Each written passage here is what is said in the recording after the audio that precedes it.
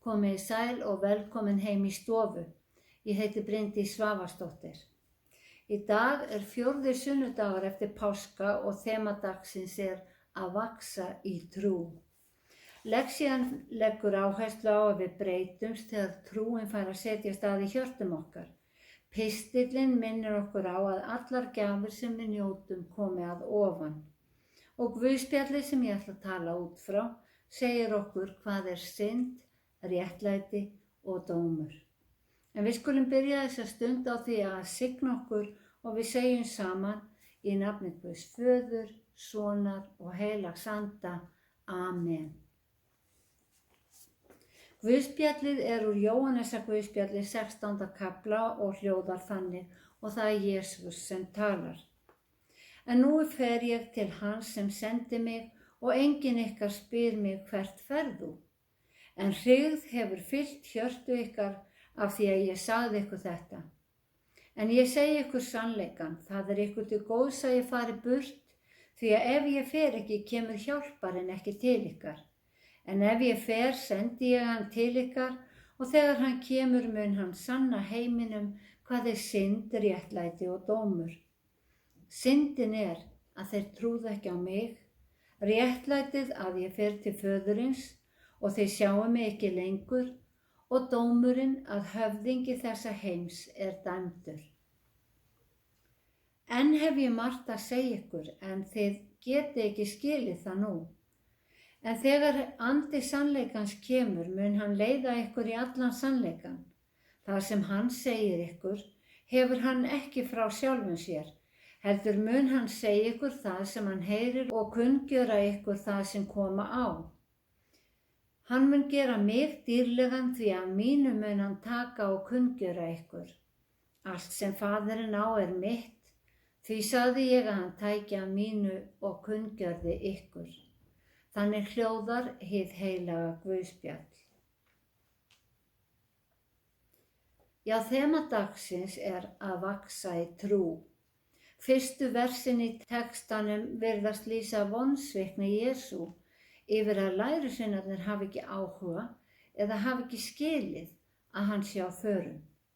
Kannski höfðu tilfinningar þeirra sveiflast of mikið undanfarna daga, sorg, gleði og aftur sorg.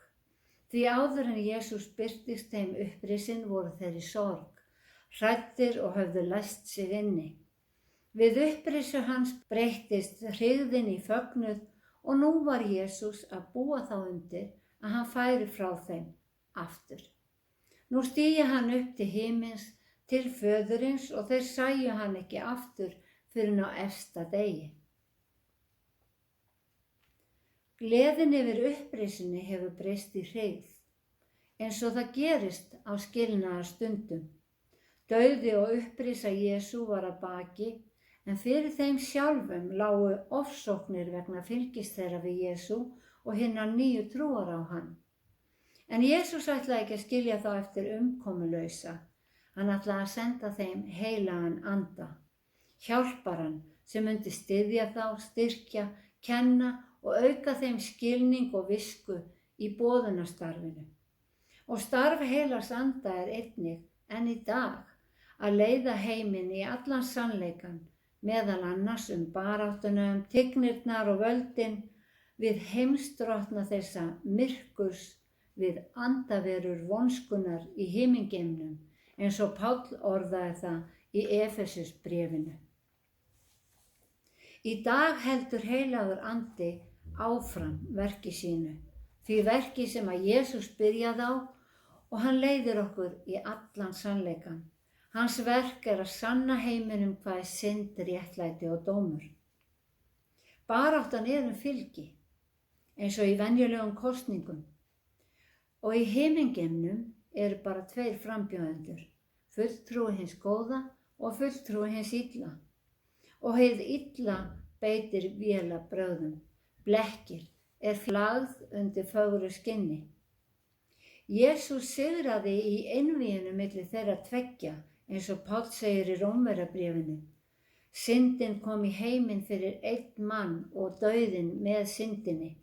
Einn maður féll og við það dóu allir, en einn maður, Jesús Kristur sú náðargjöf Guðs sem allir njóta ómælt. Og Páll reynir að útskýra þetta enn frekar. Allir urðu syndarar vegna óhlýðni eins manns. Eins verða allir lýstir sýknir saka vegna hlýðni hins eina. Eins og syndin ríkti með dauðanum á náðin að ríkja með réttlætinu og leiða til eilífs lífs í Jesú Kristi drottni vorum. Þessi barátta góðs og ills fór að mestu fram bak við tjöldin og á þess að menn áttuðu sig á henni. Þess vegna segir Jesús við lærisveinana að hann hafi enn margt að segja þeim en það sé ofar þeirra skilningi og þá væntanlega ofar okkar skilningi líka. En heilagur andi mun sanna heiminum hvað synd, réttlæti og dómur, sagði Jesús.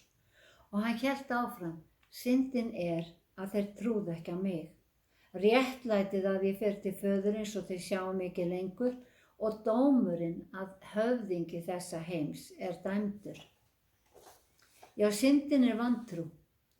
Höfðingi þessa heims fulltrúi hins illa á þessari jörð. En þrátt fyrir sigur Jesú á hinu illa, þá stendur barátta mannsins ennþá.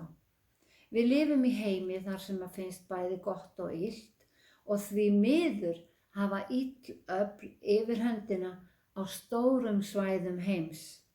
En heilagur andi mun bera vitni trú okkar og bera vitni vantrú annara. Valið okkar og við fylgjum Jesú. Við kjósum Jesú sem leiðtoga lífs okkar og við kjósum að gefa Jesú rúm í hjartanu.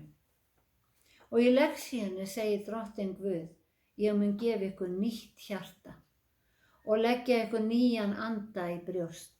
Ég mun taka stein hjartað úr líkama ykkar og gefa ykkur hjarta af holdi. Ég mun leggja ykkur anda minn í brjóst svo þið farið að boðum mínum, haldið reglur mínar og framfylgið þeim. Í þessum versum lýsir Guð hvað gerist þegar einstaklingur tekur trú á hann og það samræmist alveg orðum Jesú þegar hann sagði við Nikodémus að honum bæri að fæðast af nýju. Því með trúnni erum við endurfædd. Við erum ný sköpun og verðum Guðs börn og Jesús býr í hjartanu. Ég hef ekki enn hitt þann einstakling sem segir að trúin hafi ekki haft áhrif á líf sitt. Eins og textin segir, þá fær hinn trúaði nýtt hjarta, nýjan anda. Hinn nýja andi fyllir hjartað friði Guðs og ryður í burtu efa og vantrú. Þannig hreinsar Guð út hið gamla og nýtt fær að blómstra. Það sem fæðist af anda Guðs Guðs barn. Pistillinn minnir okkur á að sérhver góðgjöf og sérhver fullkomin gáfa að ofan, frá föður ljósanna. Hjá honum sé engin umbreyting né flöktandi skuggar, segir textinn. Guð ávallt hinn sami. Hver maður skal vera fljótur til að heyra, seinn til að tala, seinn til reiði, því að reiði manns ávinnur ekki það sem rétt í augum Guðs. Og taki með hóvarð á móti hinu gróðursetta orði frelsað getur sálir ykkar. Það ekki óalgengt að fólk falli í þá gryfju að kenna Guði það sem illa fer. Í stað þess að líta í eigin barm. Guð gefur okkur aðeins góðar gjafir. Hann sem skapari alls, faðir ljósanna, sólar, tungls og stjarna himins. Hann hefur sagt að hann vil ekki að neitt glatist. Hann myndi aldrei leiða okkur í freistni eða afvega. Láta okkur missa stjórn á skapinu eða missa óheppileg orð út úr okkur eða taka rangar ákvarðanir. Þetta allt verðum við að skrifa á okkur sjálf. Þetta allt gjörðir sem ekki hægt að taka tilbaka og eftir á séð ávinna okkur ekkert.